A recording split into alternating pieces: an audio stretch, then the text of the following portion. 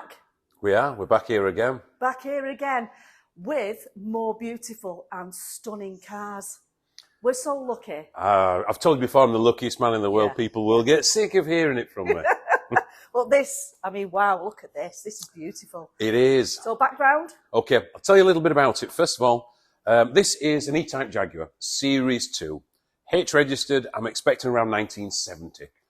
4.2 litre, triple HD8 SU carburetors. And the background to the owner is he's bought this as a present to himself. He loves it to bits. It's his pride and joy. However, a few times out and about, it's let him down. Yeah. Maybe a stall at a traffic lights, maybe a struggle for a hot restart.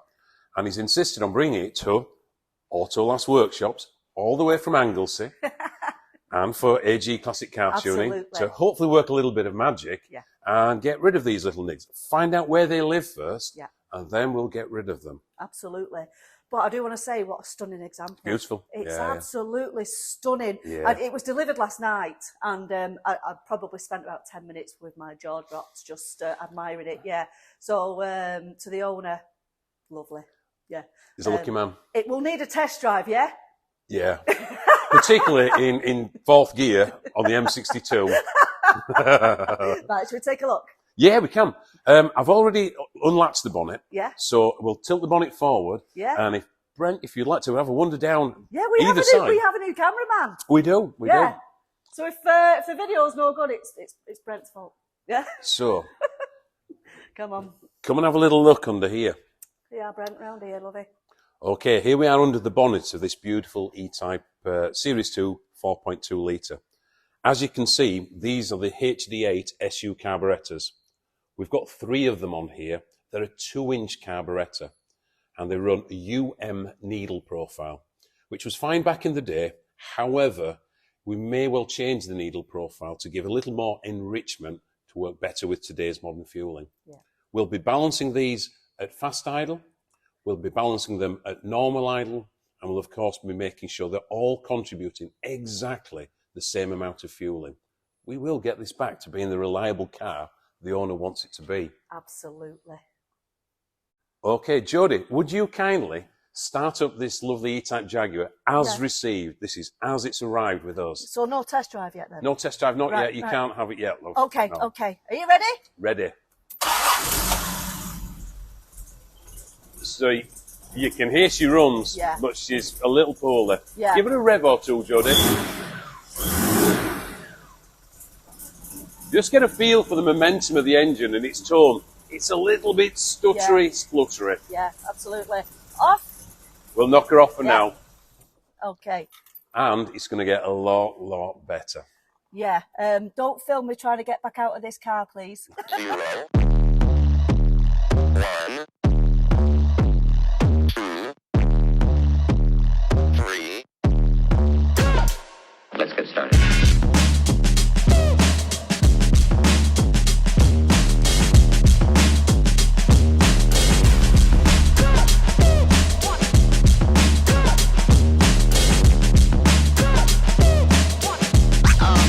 Oh, that's real good.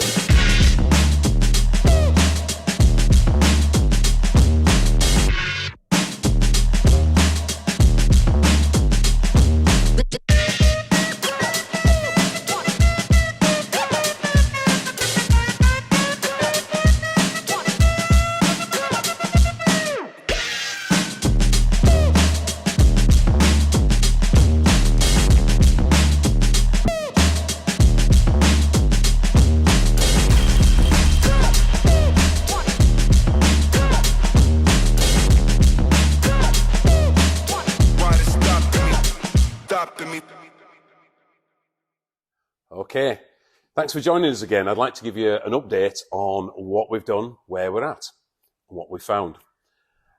Basically, nothing serious, just lots of little things that were out of sorts, particularly on the carburation.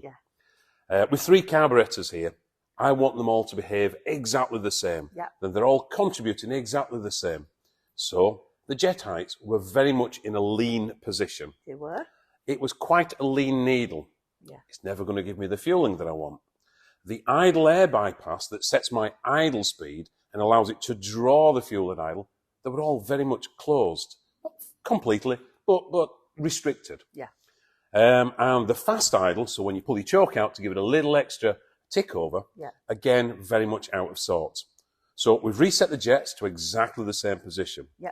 We've got the idle air bypassers drawing exactly the same amount of air through. Yeah. And we've got the choke fast idle set to activate each carb to draw the same amount of idle speed through all the way. Yeah. So how does this tie in with the symptoms? The gentleman who brought it to us said, it starts, it goes well, however, occasionally at an odd traffic lights, an odd junction, it has a tendency to stall. Yeah. It can then be a devil to get restarted. Well, it was getting minimal fuel through because the jets were set very weak.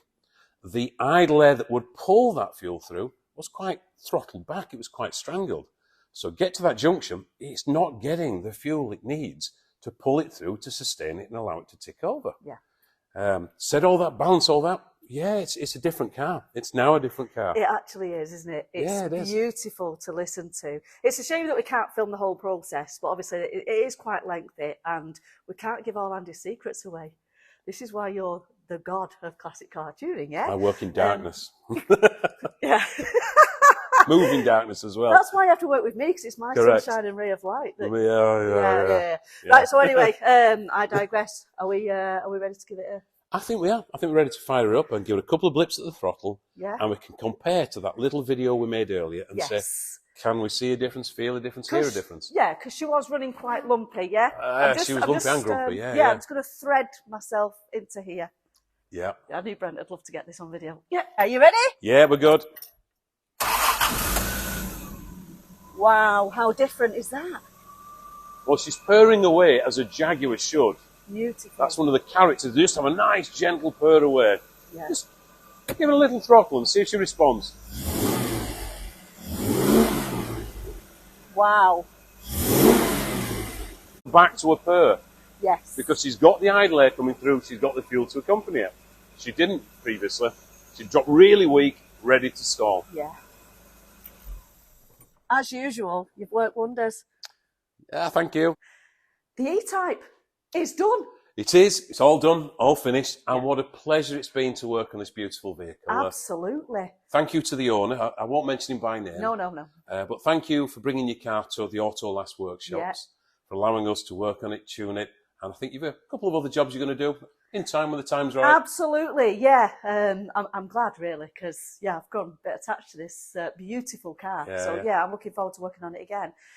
Just little bits of things, which is good. But, again, thank you to the owner. Now, if you've enjoyed watching this video, Andrew and I are going to be teaming up. We're going to be doing this regularly, probably weekends. Yeah, most likely, because I'm mobile and out and about everywhere through the week. Yeah, and I'm just running around like a headless chicken running 3 workshops. So, weekends it's probably going to be. If you are interested in getting your classic car tuned at the Auto Last workshops by this fabulous man, then please get in touch with either Andrew or myself and get booked in. Yeah, happy to help out. As a general rule of thumb, there's a lot of classic cars on the road that can't be plugged into the wall. Yeah. There isn't a little ECU on that car that tells you what the faults are. That's kind of me when I'm stood behind with all my little instrumentations to get them right and as they should be. Yeah. So particularly classic cars of a pre-ECU era. Absolutely. Carburetors, distributors, those type of things. That's what we love. Yeah, that's what I love. Totally. And on the days where we're doing the tuning, if you're a classic car owner and you just want to call in, see what it's about, you're more than welcome. The more the merrier. Absolutely. Yeah. Absolutely. Yeah. So thank you for your support, and you'll be seeing more of us. Yeah. Thanks again. Thanks.